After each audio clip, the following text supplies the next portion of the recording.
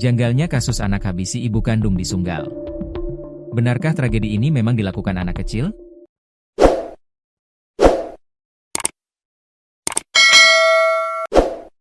Kasus siswi SD habisi ibu kandungnya di Sunggal masih menjadi misteri besar. Dalam kasus ini, keluarga korban masih ragu, Faiza Soraya, 42, memang tewas di tangan putrinya yang masih 12 tahun. Putri bungsunya, Ai, 12, yang masuk duduk di bangku kelas 6 sekolah dasar, SD, disebut sebagai pelaku pembunuhan ibu kandungnya sendiri. Pertanyaan demi pertanyaan menggelayuti publik, terutama keluarga korban yang belum sepenuhnya meyakini Ai mampu melakukan aksi kejam tersebut. Namun, pihak kepolisian tak tinggal diam dan terus akan melakukan penyelidikan menyeluruh terhadap kasus yang mencuat secara nasional ini. Setiap detail peristiwa terus didalami demi memastikan kebenaran terungkap secara utuh, objektif, dan adil. Polisi 2 kali prarekonstruksi.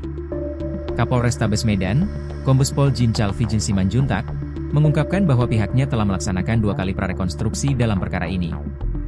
Prarekonstruksi pertama digelar di Mapolrestabes Medan, sementara prarekonstruksi kedua dilakukan langsung di tempat kejadian perkara, TKP. Dalam prarekonstruksi di lokasi kejadian, adegan diperagakan langsung oleh Ai, kakaknya, serta ayahnya. 6 jam tim telah melaksanakan prarekonstruksi kedua, ujar Jincal Vijin. Ia menjelaskan bahwa seluruh rangkaian adegan disusun berdasarkan fakta yang dikumpulkan penyidik, dengan pendampingan ketat dari psikolog dan Dinas Perlindungan Anak. Setidaknya ada 43 adegan yang tadi kita lakukan.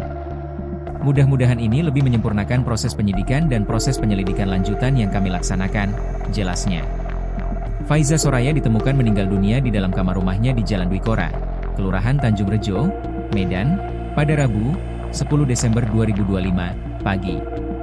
Saat itu, korban tinggal bersama 2 orang anak dan suaminya, Alham Mumala Siagian. Pada malam sebelum kejadian, Faiza diketahui tidur bersama anak-anaknya di lantai 1 rumah, sementara sang suami berada di lantai 2. Ketika ditemukan, kondisi Faiza sangat mengenaskan. Tubuhnya terkapar dengan luka di berbagai bagian, meninggalkan trauma mendalam bagi keluarga yang menyaksikan langsung pemandangan tersebut.